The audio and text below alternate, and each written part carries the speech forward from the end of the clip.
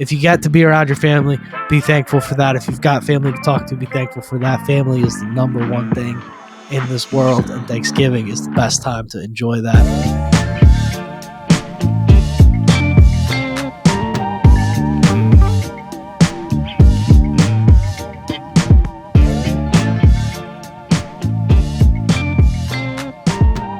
Pop, how you doing, man? Son, how's it going? Going good, man. Going good. Fired up. It is Thanksgiving week, guys. Lots of good stuff coming to you here. Welcome back to the pregame Titans podcast. Boys are burning the midnight oil to get this one to you. So gotta give us the reward. Make sure hit that like, comment, and subscribe button. We just hit 700 subs. So go ahead. Let's get us to 1,000. Guys, stay tuned. We got our Bada Bets coming later on this episode. A lot of good stuff coming to you. Pop, where's the vibe at? How are you feeling? We're at a 3-game skid, 5 games to go. Commanders are 7-5. Got absolutely worked by the Cowboys last week. Didn't go exactly as planned. Where are you at? Yeah, I mean, I think sometimes in these situations, we tend to look at things very black and white in terms of results, which is fine. That's kind of what happens in the scoreboard. I kind of look at it as we probably stole 1 or 2 games earlier in the year, and this is one that we shouldn't have dropped. We did. But I think, what happened in those last 4 minutes was pretty special by number 5.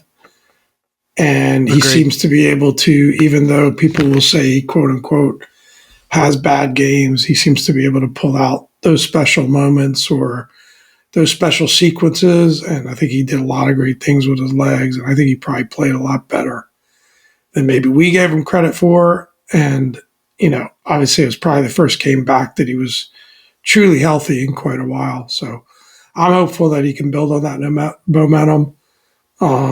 And, like the team's been saying, it's all right out in front of us. If we go 8-5, this is a big one. Yeah. But if we go 8-5, that puts us in a really good position going into a bye week in terms of that last playoff spot. So at this point, they shouldn't be thinking about the 5 games that are left. No. All that should matter is the Titans in this game. And I think the fact that, you'll get into the injury report, but I think this fact that some of the guys that are practice and they're trending towards playing this week tells you that they understand the importance of this game. And it's not a let's rest a guy another week waiting on the bye type approach. Definitely. For this game. Definitely, yeah. It's a interesting time to be a Commanders fan, right? Because vibe-wise, you've got 2 very polar opposite sides of the spectrum right now. You've got half the fan base is kind of in that look, you would have taken 7-6, 8-5 at the bye a million times over at the beginning of the season. We're just regressing to the mean. We were a little bit overhyped, blah, blah, blah. The more optimistic side. And then you've got the other half the fan base that's we've lost 3 straight. We were 7-2. We were in legitimate NFC contention. All of a sudden, it looks like we're going to slide our way out of the playoffs. The sky is falling. Cliff Kingsbury doesn't know how to call offense. JD has hit the rookie wall. You have those 2 sides. And I find myself somewhere in the middle, as I think the truth lies. I think on one end, team got a little complacent, got a little sloppy. You've got a team that hasn't been there before. You got a lot of young guys, got a team that's still kind of finding its identity, hit some roadblocks and slid a little bit. And on the other side, I do think it's important to keep the big picture in mind, though. And that's kind of where my vibes are at today is I'm a little more willing. I said in the Cowboys podcast to say, hey, that's for the Titans pregame pod. I'm a little more willing to put the big picture in mind and say, look, we won a couple we probably shouldn't have won. We've lost a couple we probably shouldn't have lost. 7-5. Not right. Terrible. Not terrible. About right. You got 5 games left to go, and you've got a real legitimate chance at still 10 or 11 wins. So and I'm not necessarily of the opinion that context matters. I'm not necessarily of the opinion that the wheels are completely coming off the cart just because we lost 3 straight. Well, how do we lose 3 straight? We lost the game against the Steelers. It could be one of those that you could argue we should have and could have won against a very, very good football team. Sure. A football team that, by the way, had a really bad day in Cleveland. It happens to everybody. Yeah. And then coming off a short week to play the Eagles, who are absolutely probably playing the best football in the NFL right now, who have an absolute, nuclear weapon in Saquon Barkley, not to mention the best defense in the NFL right now. Yeah. That team is probably underrated, if anything. Agreed. And we laid an egg on Sunday. There's no other way to say it. We absolutely laid an egg, but football teams lay eggs sometimes.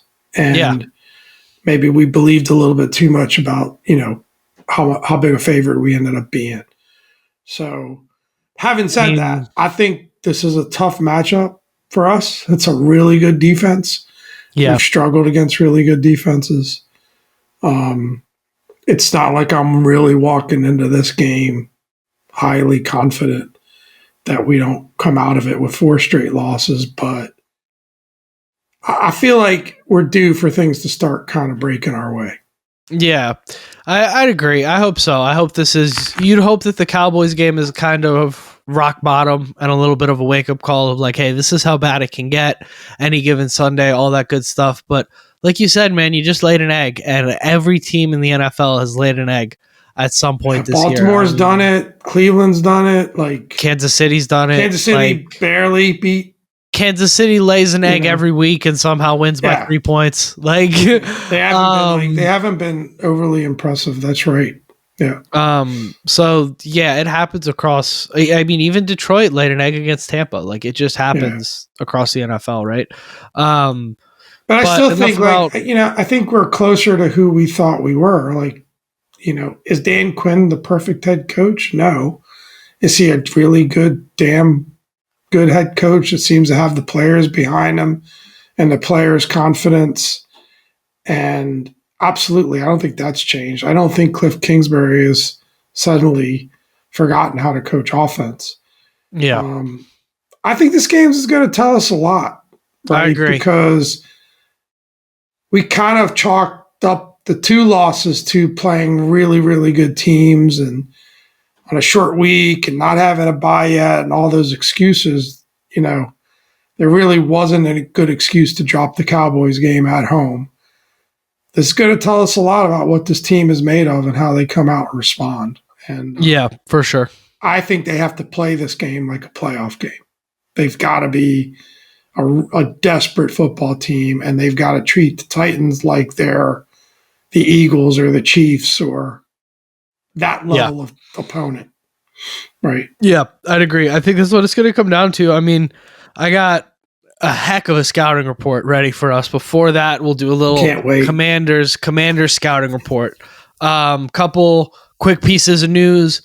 It's the same team, same 53 we've been dealing with most of the year, but a couple small changes, things to be aware of here. Austin Seibert has been placed on injured reserve. They said it's a new injury. It's a groin injury that popped up or happened during the game or after the game, whatever. He's on IR. Make of that what you will. And in a corresponding move, that means Gonzalez is going to kick for the rest of the year. And we have brought Chris Rodriguez Jr. back to the 53-man roster.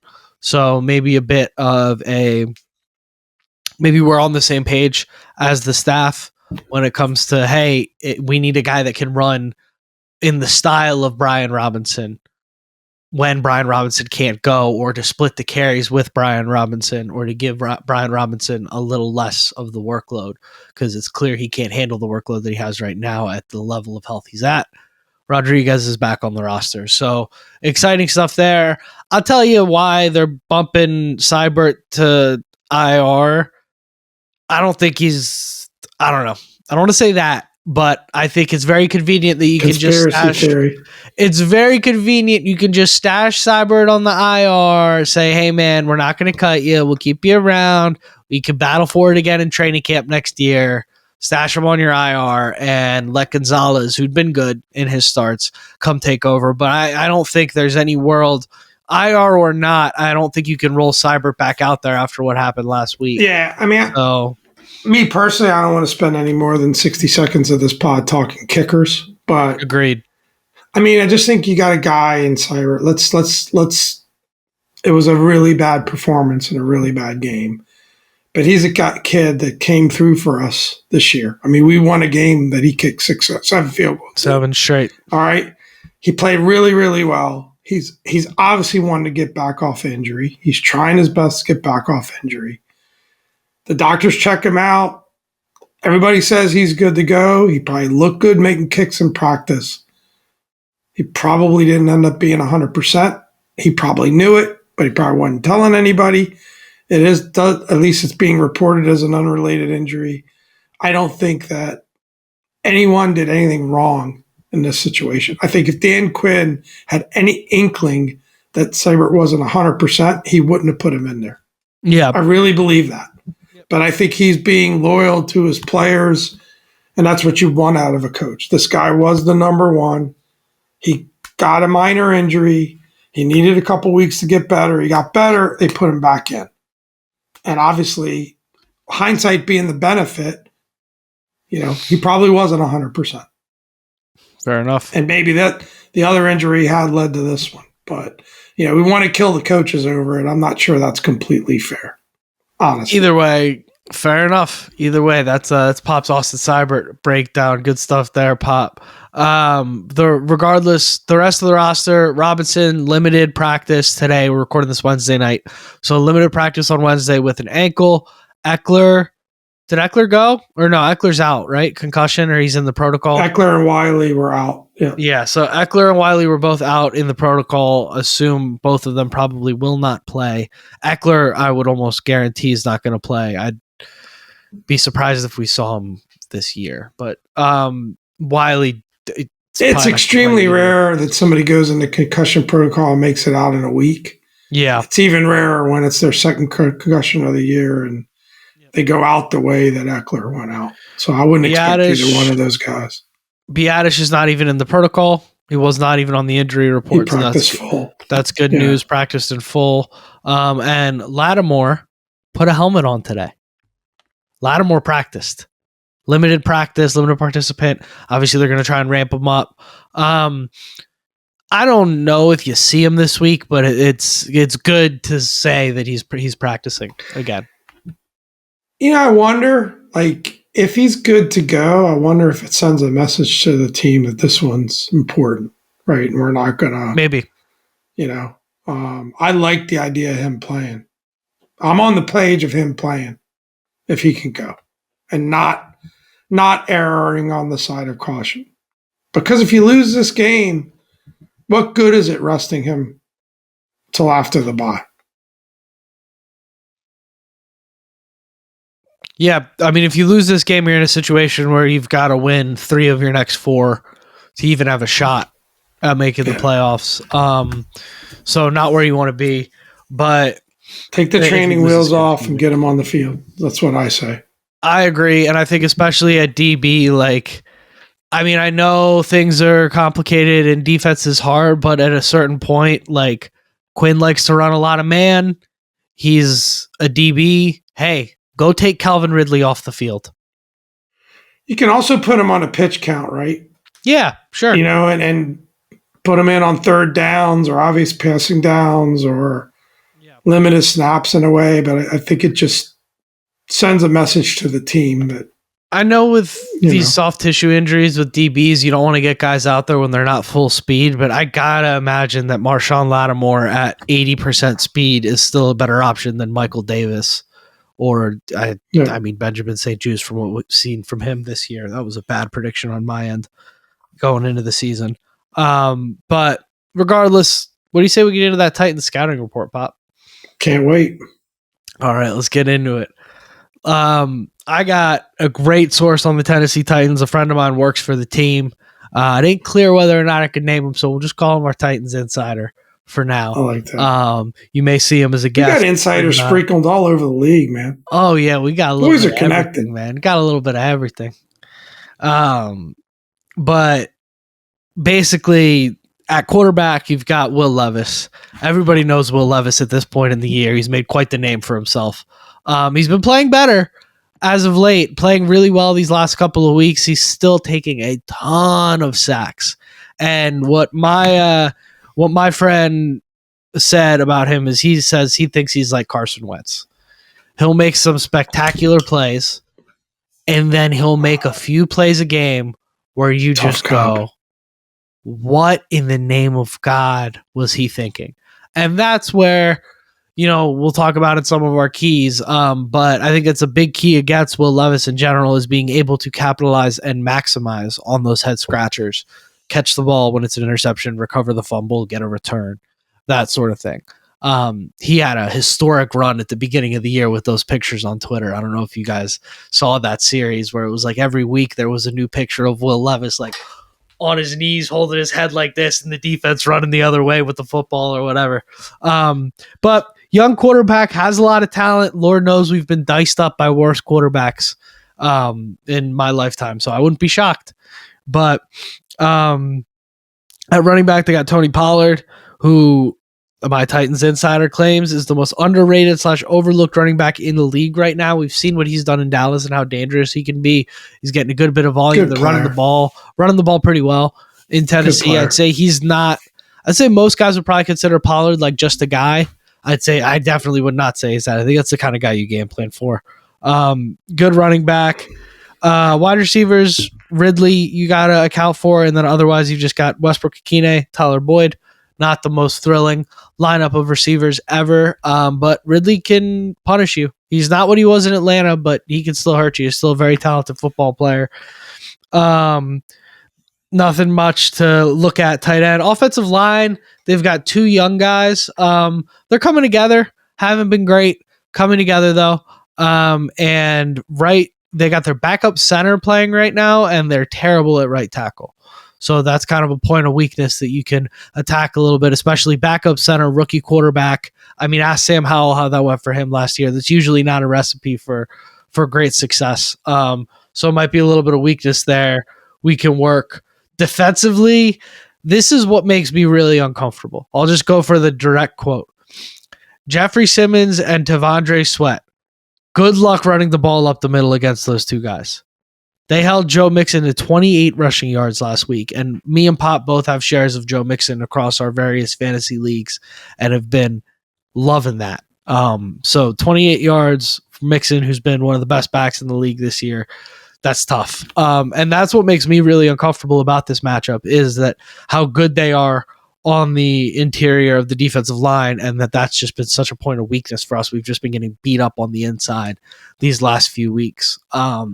So going to need weeks 1 through 7, Biadish, Cosme, and Allegretti, not last 3 weeks, Biadish, Cosme, and Allegretti against this group. Got a few good defensive backs, few good linebackers. The overall wrap up is you would say that, what my Titans insider feels and how I feel too. If both teams play average for what they're capable of, we should comfortably cruise to a victory here. But the reality is we just haven't seen average Commanders football in a few weeks. And we've seen the Titans kind of overperform these last couple weeks. So you wonder if this is a time for both teams to kind of regress to the mean a little bit. It's an interesting matchup. Definitely a trap game. I'd say at 3-8. I don't think it's a trap game coming off of that loss to Dallas, but definitely something that's a little uncomfortable for me going into this week.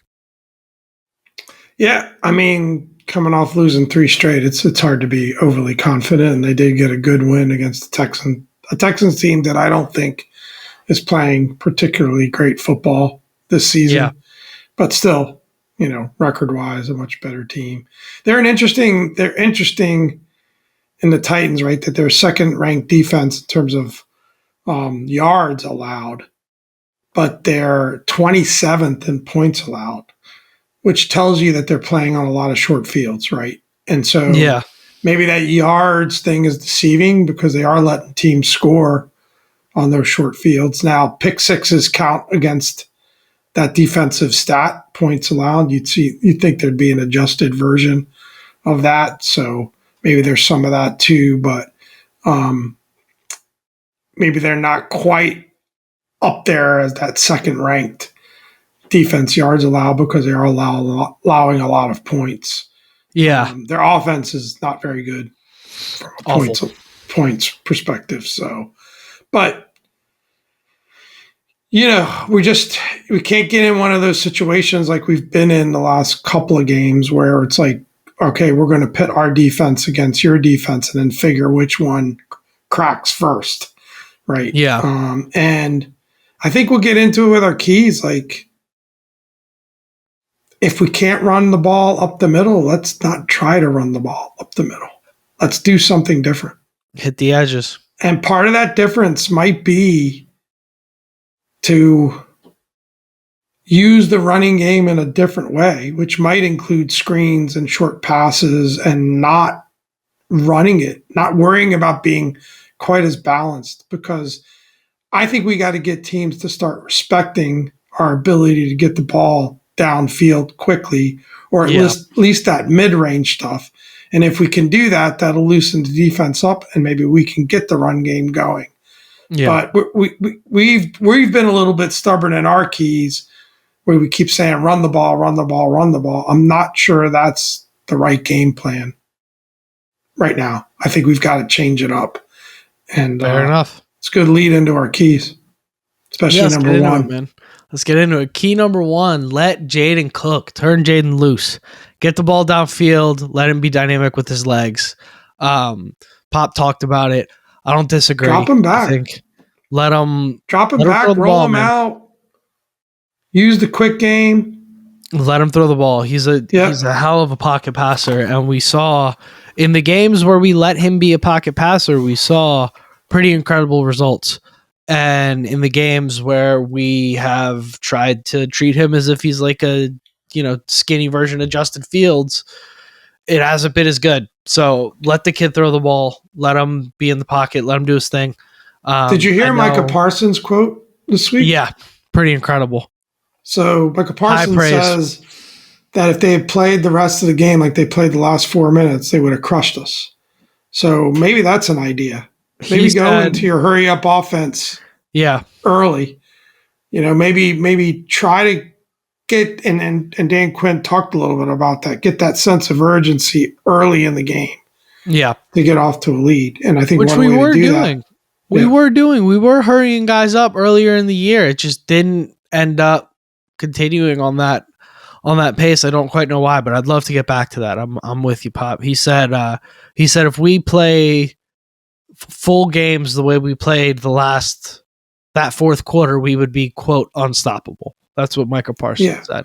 And I think part of that's trusting Jaden to use his legs, trusting Jaden to pass. I would, and this is going to sound crazy, but I almost wouldn't mind more of an Eric Bieniemy-esque game plan this game. I'll say that. Where we just get aggressive, we let him throw the ball down the field. Let's not try to play to their strengths. I mean, our Titans insider said it, right? Running the ball inside against them. There's better running teams than us that haven't been able to do it. Yeah. So let's not try. Yep. And if we can loosen them up a little bit, we can get the run game integrated. Throw B-Rob the ball in the flat and let him cook in the open field a little bit. Yeah. Love it. Key number two, speaking of letting guys cook, we got to get the ball to Terry more. More targets for Terry. He is fourth in targets in the last 4 games. Noah Brown with 27, Zach Ertz 24, Eckler 18, and Terry McLaurin at numbers with 17 targets. So 10 less targets than Noah Brown over the last 4 games. Unacceptable, in my opinion. You got to get the ball to Terry more. You don't want to force feed him. I get that. Jaden had a great quote where he said the defense determines where the ball goes. And I agree with that philosophically, but I think there is a level of not being worried about being so perfect all the time and just get McLaurin on a quick slant, jam the ball in there to Terry. So can I give you another amazing stat? What's he, fourth in the NFL? He's fourth in the NFL in yards. Yeah. Jamar Chase is first with 100 targets. Jefferson second with 91. CeeDee Lamb is third with 118. He's Guess got like how many targets Terry has? 74 on 74. the year, right? Yeah. So he has... It's real sicko stuff right there, having that memo. He has 17 less targets than the second place guy. And he's just... It's his efficiency. His efficiency has been bananas, but he's just not seeing football enough. And that last play, we were so upset after the game, we didn't appreciate it much. But I've rewatched it a few times. That was incredible. The way he turned the Jets really on, the pass was beautiful. We've got to get Terry the ball, and we got to do it, and we got to get him the ball down the field. I love our quarterback, right? And I think the kid has just got incredible talent and the right attitude and the right work ethic. I think if he's got one, I don't even know that you call it a flaw. He doesn't like to make mistakes. He hates making mistakes. Yeah. He's got to trust Terry more. If he's one-on-one, if he's got an opportunity, and trust your ability to make the throw, to make the accurate throw, to put it on him. He doesn't have to have great separation. Well, you saw it. You saw it in the 2 touchdown passes in the Giants game, right? Which is the last really good game this team has played, or at least really good half that this team has played. In the red zone, snap the ball, find the laces, fire to McLaurin just right away. And then again, 11 seconds left, and you could argue, okay, that's a situation where there's really no consequence if you throw a pick, whatever. But 11 seconds left on the clock, snap the ball, you see Terry's one-on-one, put it on him. That's it. No 2 thoughts about it. So you've seen flashes of it. I think you're asking a lot from Jaden, and not you, but in general, to just already have all of this stuff handled. But that's definitely a point of contention, is we've just got to get that ball to McLaurin. And point number 3, we need to play 60 minutes on defense. We haven't done that yet this year. We need to play 60 minutes, 4 quarters of defense. When we're sitting there saying stop, and then we get the ball back, that stop needs to happen if we're in that situation. I think if we do what we do offensively this game, I don't think we're going to need 4 quarters of defense, but let's get 4 full quarters of defense this game. I'll wager to say it.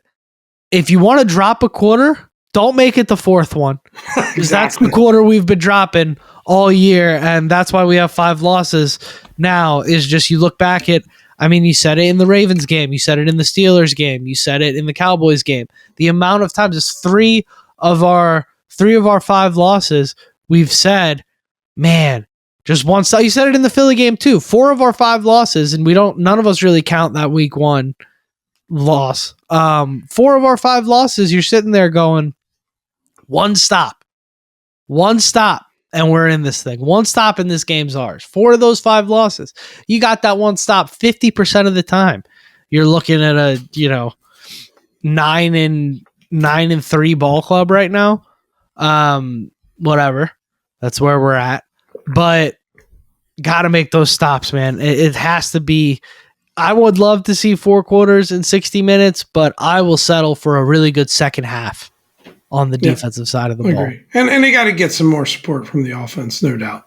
100%, because I think last week, they got off to as good of a start as you could have possibly asked for, and they got Ugats from the offense. So if they just get a couple, even if it's 14-0 or 14-3 at the half or something like that, that whole game looks very different. Yeah.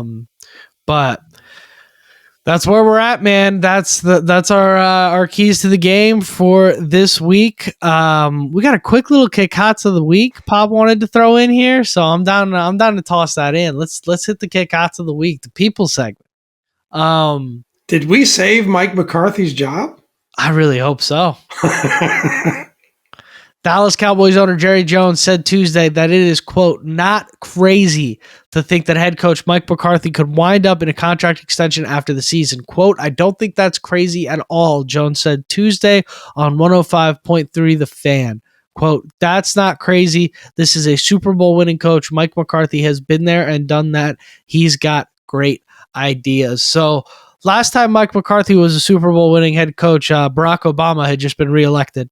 So just put that into perspective. Time ago. Put that into perspective. Can I just say one thing real quick? Go ahead. Jerry, I love you, man. Keep doing you. We've been saying it, man. Jerry Jones, best owner in the NFL. Keep it up, bro. I don't know what Cowboys fans are upset about. No, I don't either, man. I don't either. I think he should buy the Eagles. I think Jerry should buy the Eagles. How about that? Get both teams in there. Oh my God. Oh, that's crazy. What a disaster. Anyways, let's move on, man. Bada Bets was rough this week. Guys, welcome back to the Bada Bets segment. Finally came back down to earth. It was very very Commanders-esque for me last week. I was 0-5 after starting off way ahead on my skis. And it's funny, I've been thinking these last couple of weeks, I'm like, am I doing something different on the picks? Do I just know ball better? Am I more comfortable with the point spread? And the answer I came to was no. I'm just picking what I think's going to hit, and that's it. And sure enough, came back down to earth a little bit last week. So 0-5. Pop was 2-3. Shouldn't have tailed you on those 3 picks. No, that didn't help you. So that put me at 34-28 for the year, and that puts Pop dead even at 500, 31-31. Steady Eddie, just keeping it down the middle, just like Pop's golf game, man. 180-yard drive, right down the middle. Then the next iron, right down the middle. Then a little chip, couple putts. Pop, what'd you get? 5 again? How the hell did he get another 5? Meanwhile, me, it's 3, 7, 4, 8. Anyways, let's get into the picks for this week. Starting off with the Commanders. Titans at Commanders. Commanders are 5.5-point favorites at home. I think Pop and I are both going to take the Titans here. Yeah, I think if we separate our emotions from this one, I think just 5.5 points is too much to give up. I think we get the win. But I'm not going to give up 5.5 points. They've got to prove it to me. Yep. So agreed. The rare pick against our boys and the point spread. Now, Thanksgiving. Prove us wrong.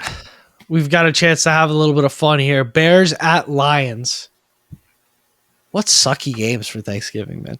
10-point favorites. Lions are 10-point favorites at home. Do we think the Lions hang 1,000 points on the Bears? Well, Bears got a good defense.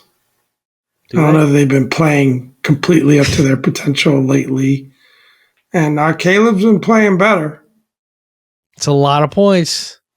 I'm going to go Bears. I like Bears to just keep it close, not win, though. I'll tell you, it's a lot of points for a division game in prime time. We're going to regret this one. Yeah, we are. And just like I regretted giving our boys 10.5 points last week. Giants at Cowboys. Cowboys 3.5-point favorites against the Giants here.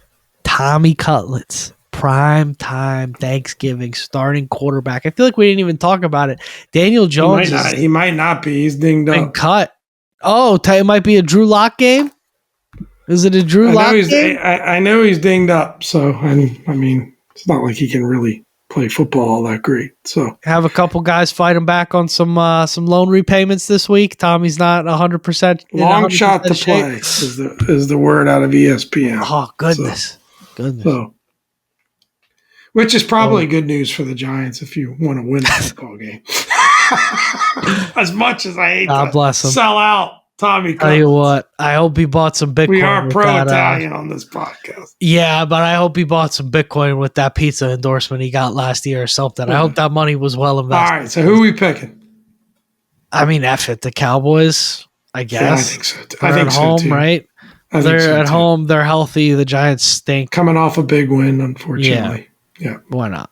I think so. Dolphins at Packers. Packers 3.5-point favorites here. What do you like, Pop? Dolphins have been playing a lot better, but I'm going to ride with the Packers. at home. I'm gonna It's go. gonna be cold. Not a great cold weather team. Traditionally, no, but the Dolphins are getting hot at the right time of the year here. And Tua's been fantastic since he came back. Do it.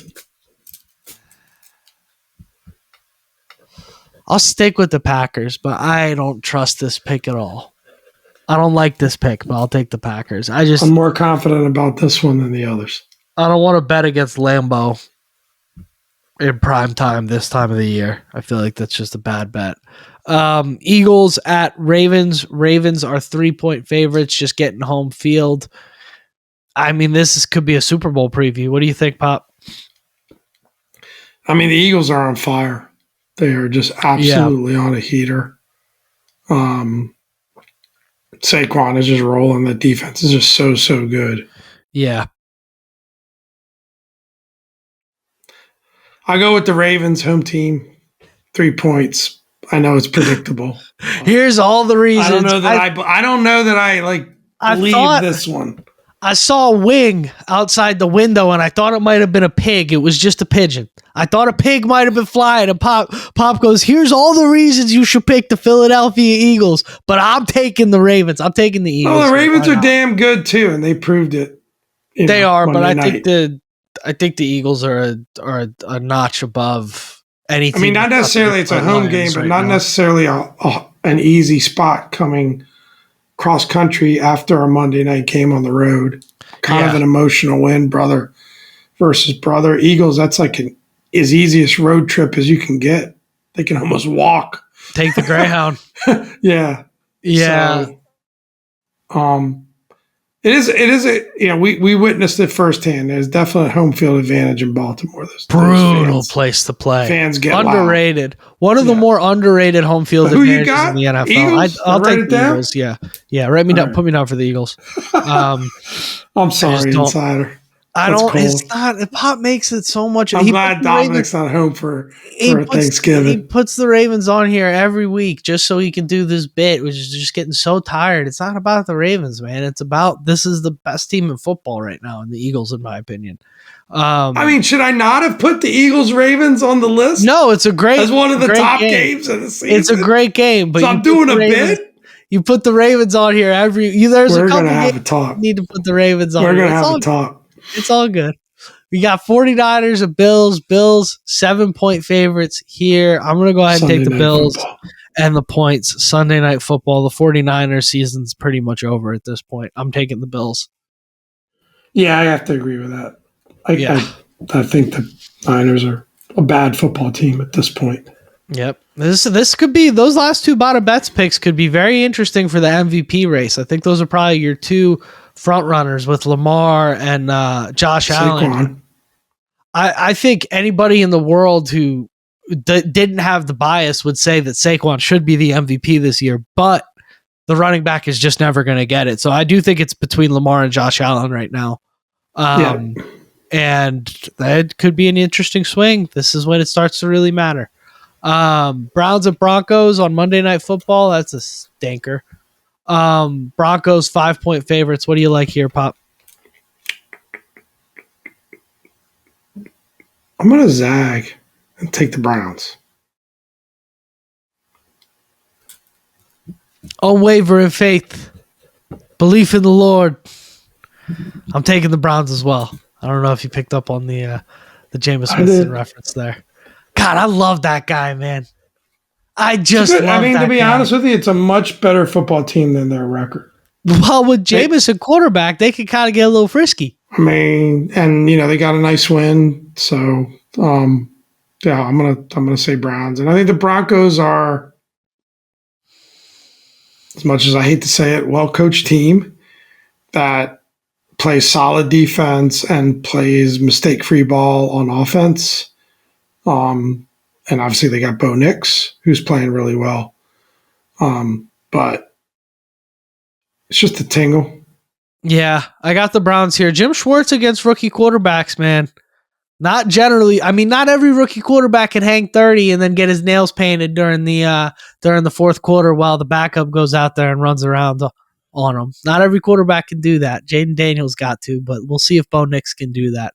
against Jim Schwartz's defense. We'll see. I got the Browns here for no other reason than, look, if you put the Browns, I'm taking them because I love me some Jameis Winston at this point in the year. It's just fun, man. Yeah, no question. But let's get this thing wrapped up, Pop. What do you say? Let's do it. All right. Well, without further ado, guys, enjoy your Thanksgiving. Be thankful for, if you get to be around your family, be thankful for that. I usually don't get to spend Thanksgiving with my family these last few years. As far away as I live, it's a tough trip. So if you get to be around your family, be thankful for that. If you've got family to talk to, be thankful for that. Family is the number one thing in this world, and Thanksgiving is the best time to enjoy that. I'm thankful I got my pop here. We get to sit, chalk it up. We do a couple pods a week, and then we probably do about 4 or 5 off mic pods as well a week that you guys probably would need to pay us to be able to hear. We cross certain lines off the mic you can't cross on. But anyways, it's a good time to just reflect, be grateful for all that stuff. You guys know the drill. Guys, without further ado, let's wrap this thing up. I've been Dom. This is Pop. Happy Thanksgiving. Happy Thanksgiving. Thank you for another great week, everybody, and hail to the Commanders.